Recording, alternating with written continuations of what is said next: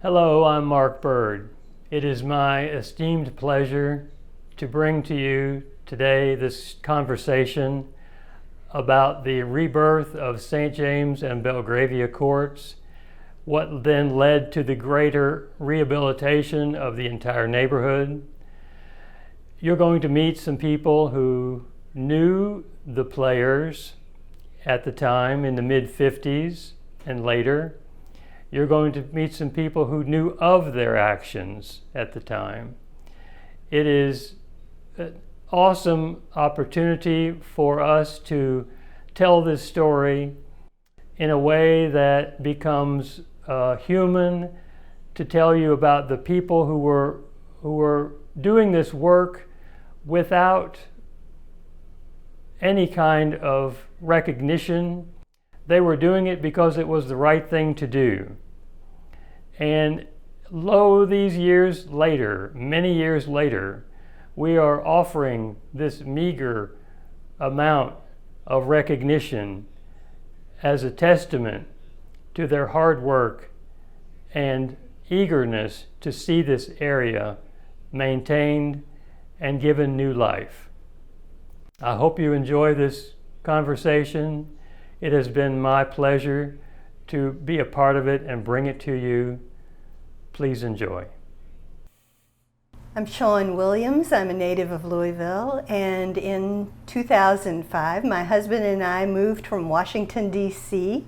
to Louisville to find a home for our family, and we settled on Belgravia Court and restored this beautiful chateau-esque building, which had been a multi-unit for decades, and we restored it back to a single-family home that it originally was. It's known as the William Wathen House, and we're very privileged to be here. So I'm Bruce Kiesling. I'm not native to Louisville. I'm native to New York State. But I also moved to Louisville from Washington, D.C. I did not know Shawn and her family. I moved to Louisville in 1998 to come here for work, and didn't immediately settle in Louisville. Rented in Crescent Hill for a while as I got to know the city. But while living in Washington, D.C., I lived on Capitol Hill, which is also a beautifully, mostly restored historic district, and was looking ultimately for something similar and found Old Louisville, and have been living in the same house here on Belgravia Court since 2000. My name is Mark Kunzman, K-U-N-Z-M-A-N. I was born in New Albany, Indiana in 1940, and I lived in Louisville for several years after I got out of the Air Force, and moved back over here to Indiana in 76. And built a house up in Floyd's Knobs, and then came to this property about 26 years ago. So when I was working, I'm retired now, I had a business with another fellow where we installed fabrics, wall coverings, and did full finishes for designers in Louisville and Lexington and Danville. I'm Nancy Woodcock. I grew up in North Carolina. In a small town in Rutherfordton, not too far from Asheville. Following graduation from college, I moved to New York and worked as a nurse, and worked at Columbia Presbyterian, where I met my husband. Lived in New York City for about 15 years, and before I moved to Louisville. My name is Tom Woodcock. I grew up in upstate New York, a small college town, and went to college in Pennsylvania and went to graduate school in New York City and worked there, got married, worked there for 16 years, and moved to Louisville with Nancy and 2 kids in 1980. Louisville's been our home ever since. Yeah, wonderful place. My name is Jim Porter. I'm a retired interior designer. Both my wife and I grew up in Iowa and moved to Louisville in 1971. My name is Rick Light. I'm from Indianapolis originally. I came here a little after Connie. I came in October of '77, and when I rented the apartment, 3rd floor, as she said, I said, when can I move in? And Bob Rice said, oh, first of the month. I said, great. I went home, got all my stuff, showed up here. First day of the month was the first Saturday of the month, which happened to be an art show weekend. Nobody told him. Nobody told me. So. My name is Connie Light. I was moved to Louisville under duress. I got lost trying to find a place to live. They sent me out to Iroquois Park. Thank God I got lost. And I found a park and I thought, oh, I'm there. But it was Central Park. And I ended up on St. James Court. And I knew I was home. I have the great fortune of having been related to Malcolm Bird, the pioneer, we call him, of St. James Court. And among many things, Malcolm was my uncle. He was also my mentor in many ways. He was obviously invested in the history of the neighborhood. It was very important to him that he live in an area filled with history. So when he moved to St. James Court,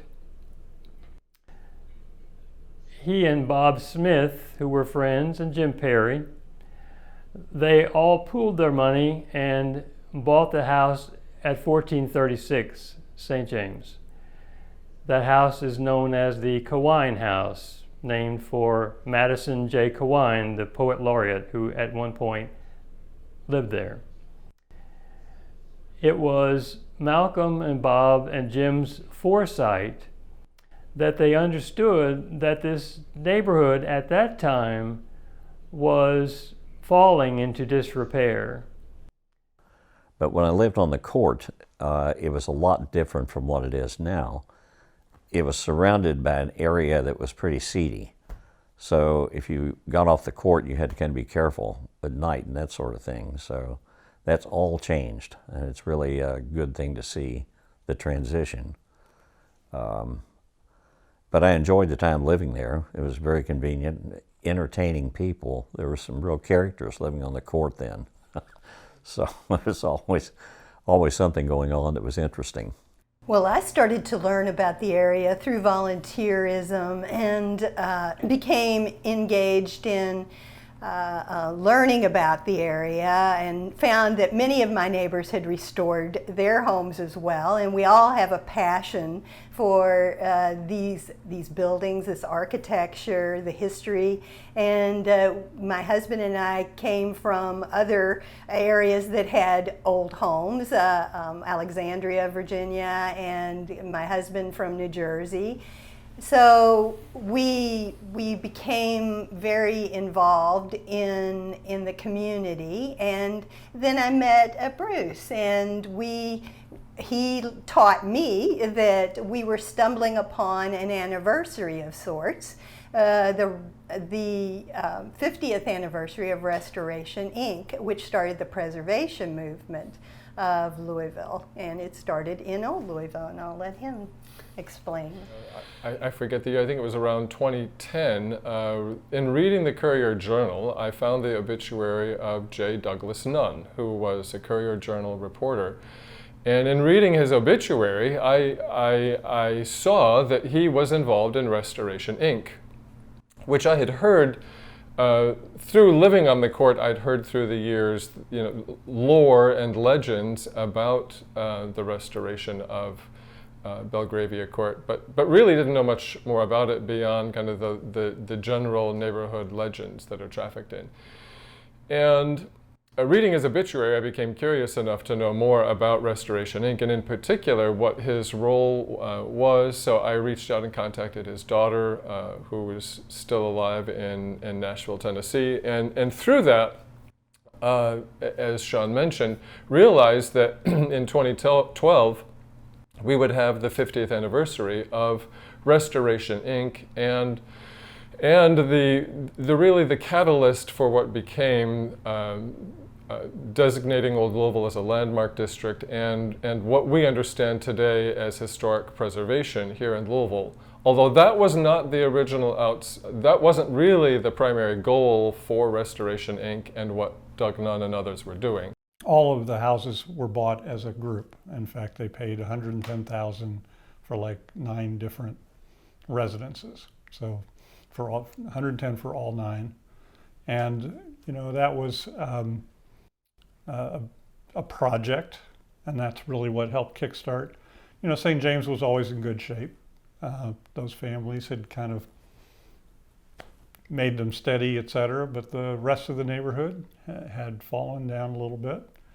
And so part of that Restoration Inc. group, and Bob being the chief designer, came through and really reconditioned all those houses. They did it at cost. That's the amazing thing. They weren't trying to make a profit.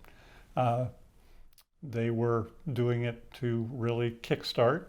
And the interesting thing is, this might not even have been the neighborhood.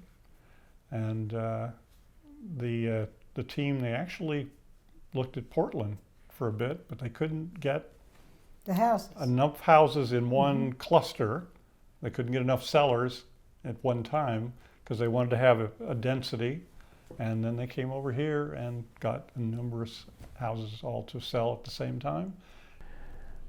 So once they were in that house and were successful in turning the tide on the condition there and the look of that place, they then went next door and did the same thing.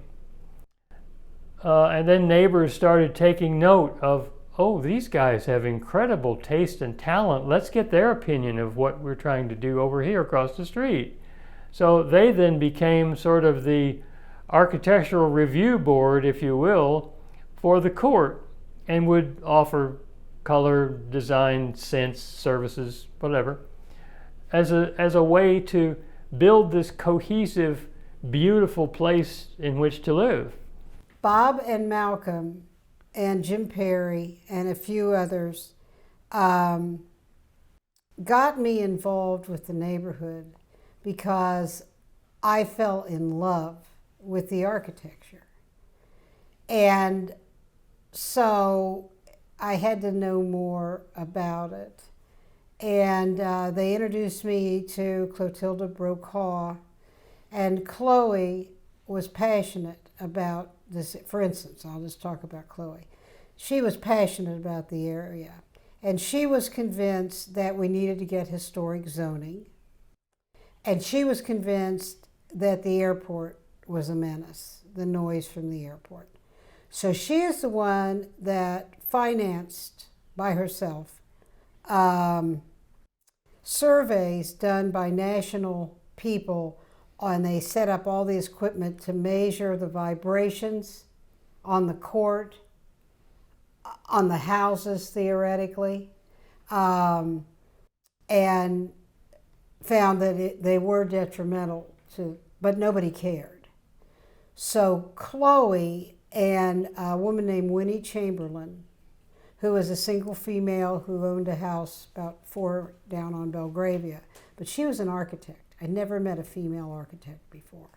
And she said, we got to get historic zoning, because if we can get historic zoning, they will protect us. That will protect us from anything encroaching and possibly destroying our neighborhood. So Winnie said, do it. Chloe said, I'll finance it. So they brought in all the survey equipment and came back, and yes, the planes flying over were a problem for the glass, the type of glass it was. It's not the modern glass, on and on and on. Then there was all this discussion, well, all this is going on, about widening the expressway or an expressway ramp, which would threaten this neighborhood. And then everybody got interested. That St. James would actually be impacted, and Chloe had the solution. Carol and I did not like seeing the things that were happening to some of the houses in Old Louisville, where they were being torn down or they were being threatened. And we decided there had to be a good way to save it. So, and I have no idea where we got it, but we ended up getting a plot map of Old Louisville. And it had It was a line drawing, showed all of the streets, all of the houses in Old Louisville.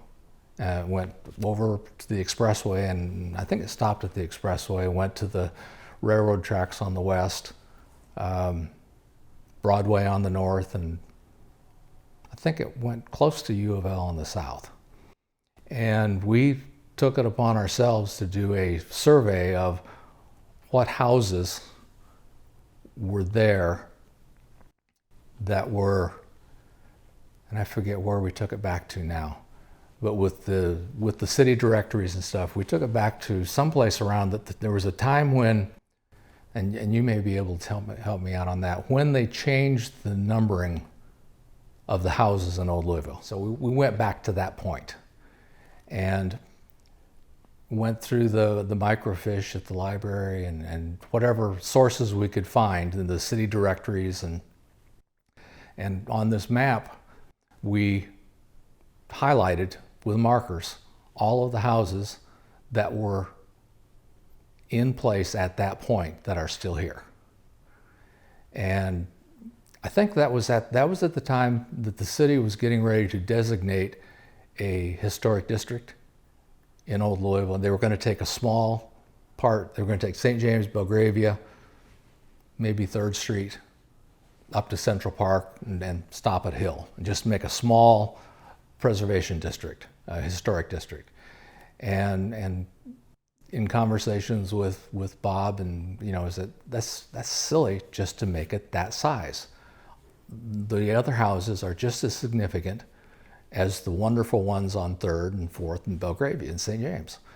So we took the map and worked on that and did the research and found out that all of those houses, they were there, back at the turn of the century, and took it to the Board of Aldermen and made a presentation and said, look, if you're going to make it a whole historic district, don't stop at 3rd Street.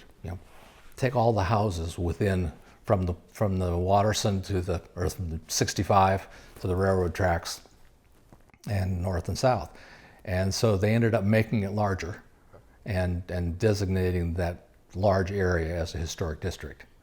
And I think it's an important historical fact that if you start around 3rd and 4th Street in Old Louisville, the houses are huge.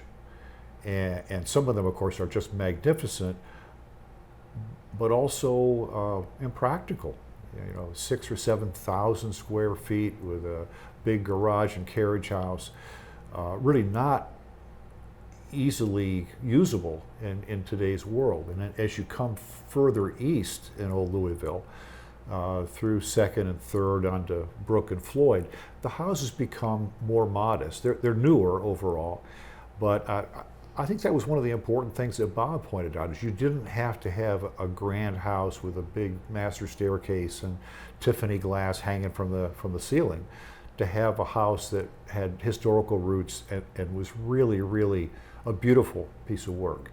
The court, on St. James Court, I can see the influence that Bob and Malcolm and Jim had down there just by knowing what was there originally when they took part in it, I should say, and saw the potential and started working there.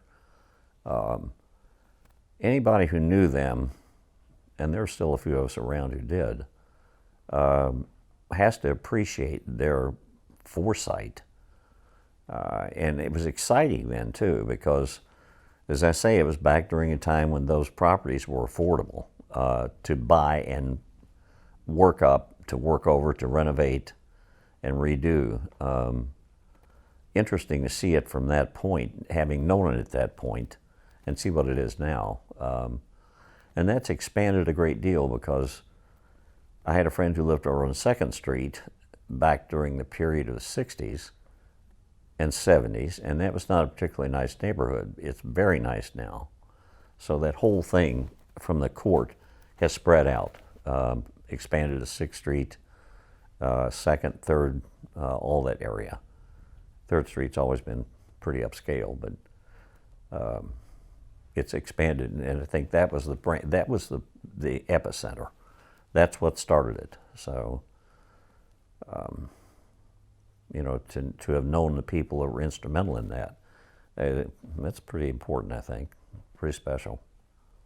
The beauty of this neighborhood is the gentleman that restored it. And one of the things that Jim Perry did was to make sure that we got gas lights, no matter what the cost. We needed the gas lights. And that is what the court is known for. And these were individual preferences. Bob Smith and Malcolm, Bob had this impeccable taste. But I came back from work one day, and Nancy and I, we would sit and rehash the day in the back porch, and I suddenly realized this had been transformed. This space was so comfortable and so nice for what we were doing. And it sort of the first time it clicked that this guy was a genius. That with the little work that he had done, I mean, there was no la-di-da anything. It was just this sort of basic redecorating with some furniture and some color and some wood and so on. But it just became our favorite place in the house. It was magnificent. It's sort of the recognition that designers and decorators really, it really is an art, and it really does matter. I mean, it changed the way I looked and felt at the house. And I told him, I remember at one time I told him, I said, Bob, you know, I wasn't quite sure what you did, but now I know. So a lot of what they did was a transformation to beauty rather than a restoration to the way it was in 1890. I think they did a fabulous job. And I think a lot of the things that they did back then in 1962 make Belgravia, you know, the premier walking court of the city, and frankly, of many of the urban places that we have lived and seen. I mean, you go to places like D.C., Philadelphia, Boston. They don't have something that is as beautiful and as special as Belgravia is. So, Restoration Inc. was launched in 1962. Frankly, it wasn't a financial success for them. I think they barely got out, you know, without losing more money. Not all 10 of the homes were not even completed by the time Restoration Inc. had to wrap up. But they did meet their goal in demonstrating to the city that preserving these architectural assets had value and should require the energy and focus of the city. So that's what they need to be remembered for. Anybody can give money, right? But he gave purpose and direction.